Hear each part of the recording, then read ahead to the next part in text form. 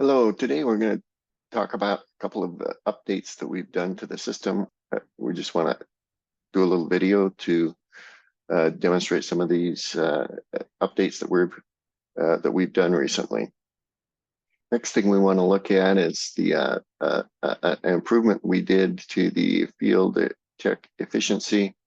This is just a report that gives us some information about how efficiently our technicians are getting through the typical types of reports and assignments that they get done. We've added a to-do list past due item, which basically just gives the number of days, number of items on that list that have been assigned but not completed, and just give an indication if people are getting assignments completed and accomplished and out the door. Some other things out here, just reports that have been completed in the past week, how many samples were taken, dailies that were late, and a few other different things. But anyway, this is just a helpful little item for project managers just to see how things are improving. Next item we're going to highlight is just a minor improvement to the break app. We're going to go find some data here. Of course, this is demo data. Don't have a whole lot in here. And here we've got some 28-day breaks.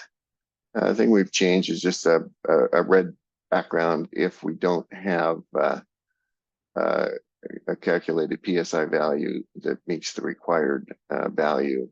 This only takes effect on 28-day breaks. On earlier breaks, we're not as concerned, and of course that shows up in the actual dialog box where this all takes place also. Next thing we'll mention is a couple of new general text fields that we've added to the project main detail page, where we have general information about a project. We have things like notes and service summary, proposal summaries, accounting notes. We've added a couple other user-defined notes. By default, they show up as a geotechnical requirements and structural requirements. However, for individual clients, we can change these to be labeled something different in your global settings. But the geotechnical requirements and structural requirements is a common usage for these, and you can fill in whatever you need to here, and they can be then displayed in different areas, like your dailies, if you want specific information about this project to be in front of your technicians as they fill in the data for a particular type of report. We can bring in that information and just have that information more present for the technicians out in the field as they are filling out their different types of assignments and forms and reports. Another minor little update that we did was just the ability to change a dashboard here right at the dashboard level. Previously, we'd go over to the profile and change the dashboard if we needed to, but and generally most of it, the users don't change dashboards on a regular basis. They have the dashboard that they use when they get into the system. But administrators and people that are kind of doing different types of training, for example, sometimes it's nice to be able to just jump back and forth between dashboards so that we can kind of see what's going on and what a particular role or user type within the system is seeing or experiencing when they're in the system. Next thing we're going to look at is the proctor summary generation process, where we're doing a proctor test. We filled out the test. We've done all the information. We've done other tests that are siblings to that particular proctor within the same sample. When we one of the last things we do as the proctor testing process is to create a proctor summary over in the resource records.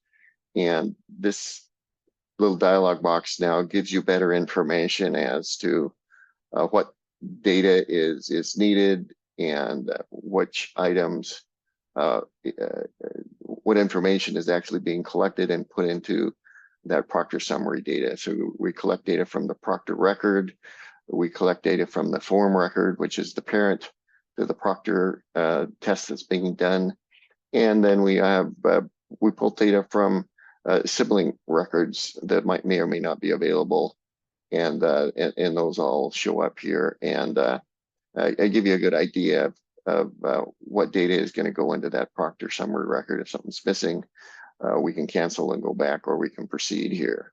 And this one's already done, so we're not going to, but a good little update, more information about what's going to be created for that proctor summary. The next item we're going to look at is just a little update we've done for automated distribution here, where we've got a defining a list of recipients. We can always go in and select a resource, or we can type in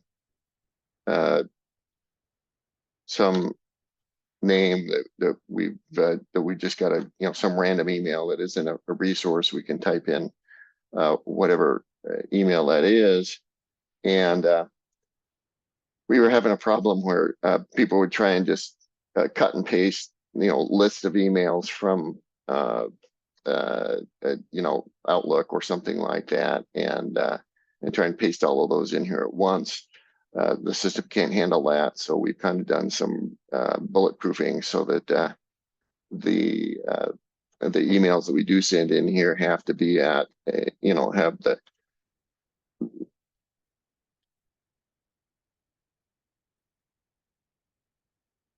the proper format, and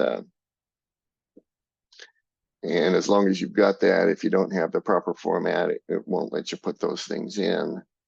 Yeah, but it's just one of those things that helps us to get better emails, and so that these things go out correctly and don't accidentally get not sent to the client when you want them to. Next item we're going to point out is in the actual grids page. Now we've got, regardless of where we are within the system, we've got a listing that shows up where we can see all of the assignments and which assignments have been are active and inactive. We can reactivate an assignment here extremely quickly. All of these, of course, are sortable and searchable, so you can do what you need to. Previously, this was focused on a particular type of report, where we could go in and for a particular type of report, you see all of the detail for a particular type of report.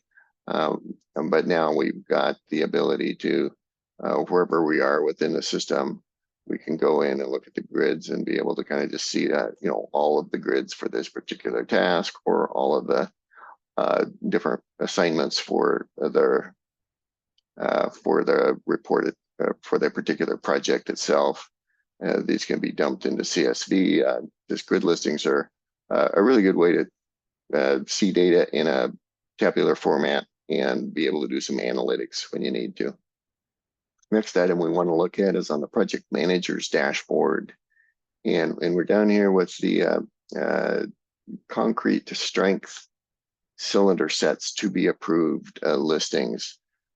We've added a new one here that provides more detail. This is the one that we've had previously, where we can go in and most of the information you want to be able to look at, but you'd follow a cylinder set into and do a review of it and do your approval and those types of things. We've got another one now where we can actually do an approval. We've got a little bit more information here about the averages and People are doing a whole lot of review and approval of cylinder sets. Now can actually do the approval right here just by clicking the approve button. And if you're processing a whole lot, this can save some time. If we want our project managers to do a full review, then we would just take this off the dashboard. But it's a convenience item that can be really helpful for folks that are doing large number of cylinder sets. Next item we want to cover is just a new location field that's been added to the main project details page. And we've always had this location where we can put in a text description of the particular project. We've added now what is a location address lat long, so we can actually have a map indicator as to where this particular item is. And here we can have, a full address in here that's repeatable, but it also will bring in a lat long and the ability to actually identify, where we are on a particular project, and we can update that and provide better information as to where projects are, at least as a general pinpoint on a map. Next little update that we want to highlight, we can search just for projects or we can search just for assignments. The default search is search for project tasks and assignments, but only those. It doesn't include any of the searchable fields, which can sometimes take a little bit longer to actually fill out the drop down. And so we wanted to make it so that these things actually fill out very quickly, and that it doesn't take any time at all to do this search. And so it just provides some more efficiency in the large data sets so that we don't ever have any slowdowns there. Next item we want to look at is part of the project distribution page. When we go in and we want to select a specific set of report types, we've got the ability down here to go into particular tasks and then drill into a particular assignment and then select report types within that assignment to be able to add to our list of report types that we want to send to this particular set of recipients. And there's just been some updates that we've done here so that we now have a full complete path as to where all of these particular assignments come from within the project template structure and the document name. And we just made this process for selecting the types of reports that we want to include in this particular distribution event, make that a little bit easier and more clear to the user as to what's actually going to be happening. Okay, next item we're going to look at is just a little update that we've done to the invoice page where accountants with the proper permissions within the system sometimes, and it doesn't happen very often, but sometimes you've got an invoice that you've sent to the client and they say, oh, this invoice is wrong, I need you to fix this, or something or we've created the invoice and before it gets sent out, we realize, oh, we need to add an item. So we've got the ability now to add an item here and just fill in a timesheet item like they would at the assignment level, which is where we used to do this. But now we want to be able to do any of the edits that we did at the assignment level right on the invoice page so that they don't have to go back to an assignment. And if assignment's inactive, that's fine. They can still do all of the things that they need to do as an accountant to get these invoices up. We can duplicate a particular assignment and just make it a lot easier for the accounting folks to make these adjustments and revise an invoice when they need to which hopefully isn't very often, but on occasion it happens. So we want to make it very quick and easy for that to happen and not have to worry about whether or not an assignment is active. Of course, if an assignment is inactive, it's not a big deal. You can go reactivate one within a couple of seconds anyway, but it's just a convenience item so that any edits or things that we need to do at the invoice level, we try and make the accountants and the bookkeepers job in their life as easy as we possibly can. Always want to keep them happy if it's possible. Next thing we want to talk about is bulk assignment deactivation.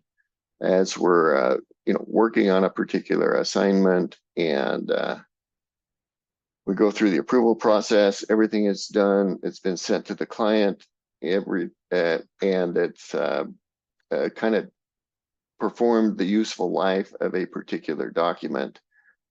These assignments can be deactivated, and we've got automated systems now to be able to do that. We've had those systems available at the system level for quite some time, but now we've created little systems at the task level and the project level to be able to deactivate old assignments. And what this does is it provides a dialog box where we can go through and actually look at different areas of the system, and we can see whether the system has made a determination to deactivate something automatically. And we can put in parameters like 10 days after approved, that family of items can be automatically identified as a potential candidate for deactivation. And we can have different numbers of days after approvals that we can use for different types of assignments. But generally, it's 10 days, and then it's 10 days for PTO requests. So they have kind of a special life cycle that they use. But a whole family of assignments can be deactivated at once, and that's how the system works. Is every item within the family needs to be ready to be deactivated before it's automatically identified as ready to be deactivated. You'll see this one is ready to be deactivated because it's all been started and completed and approved. Most of the others haven't. If you drill into them, we've got stuff that hasn't been started or completed or improved. We can overwrite those and identify a family of assignments to be deactivated if we would like to. But this is just a convenient tool to be able to help us with our housekeeping and identify older items. It's just like we have, any file system that we've been using for the last 100 years. You've got the files that are up front. Every now and again, they have to get cleaned out and be stored in back in a warehouse someplace. We do the same thing. Housekeeping is important within our system because it determines what data comes down into the local data set. And so it's a good thing to be able to do. And so we have these tools to be able to do our deactivations at any point in time, make it extremely easy for the project manager or an administrative assistant to go in and just do some housekeeping. That'll get us up to date with some of the things that we've improved on the system. And we will continue to make improvements, and hopefully our system will always provide the efficiencies that you're looking for. Thanks for your time, and we'll talk again soon.